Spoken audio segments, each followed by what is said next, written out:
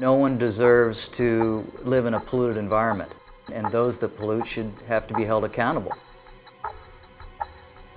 If individuals in a community don't step forward and demonstrate their concern, silence is consent.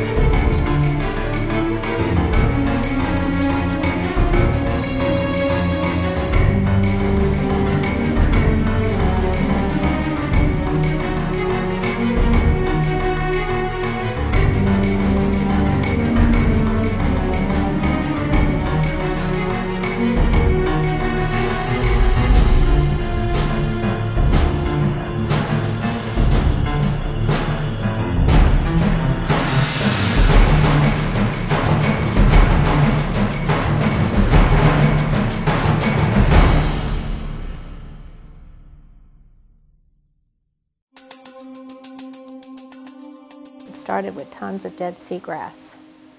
It would just fill the canal where you can hardly see the water. After that, we started getting the white scum. Well, we woke up one morning and found nothing but large soccer ball-sized scum balls coming across the water into our canal, which completely filled our canal with a layer of scum. There would be days where the scum would be this thick on the water. It looked like it snowed, filling the entire canal, and then there'd be scum balls like this big on top of the scum that was just lying on the water.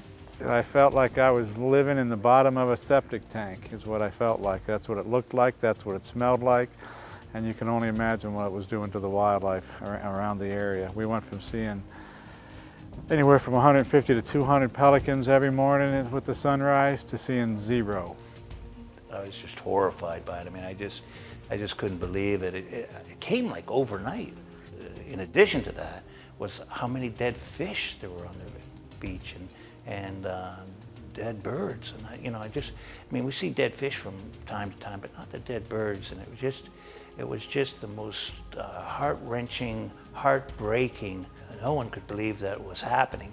And a lot of paranoia associated with it. Turns out it was a dry season pulse release from Lake Okeechobee is what it was. This had nothing to do with hurricanes. It simply had to do with the pollution in the lake and the releases of the water down the rivers.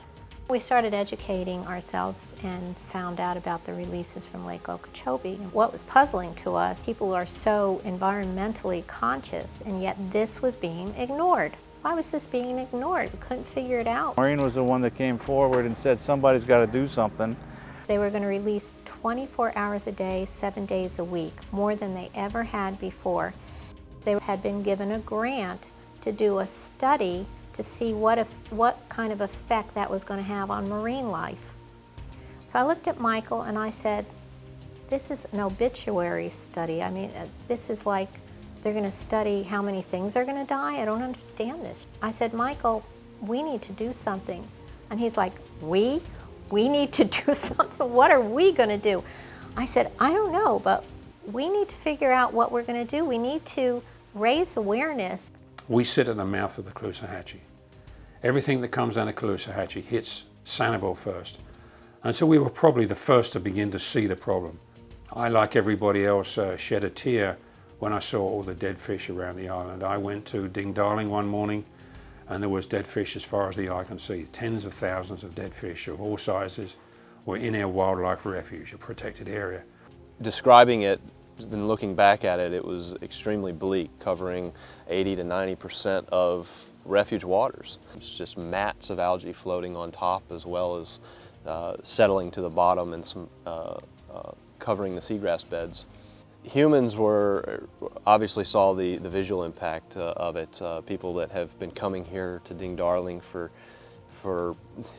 50 years just were so distraught by this. You think of these refuges and these protected lands as nothing can harm them. They're protected. We put this geopolitical boundary around them and called it a refuge, and therefore it's protected in perpetuity. That's really not the case when it comes to a watershed environment. You have outside influences beyond our borders that we can't control, and it took an event like this to wake people up to say, listen, the Ding Darling Refuge isn't a place into of itself. It is a place that we still have to strive to protect.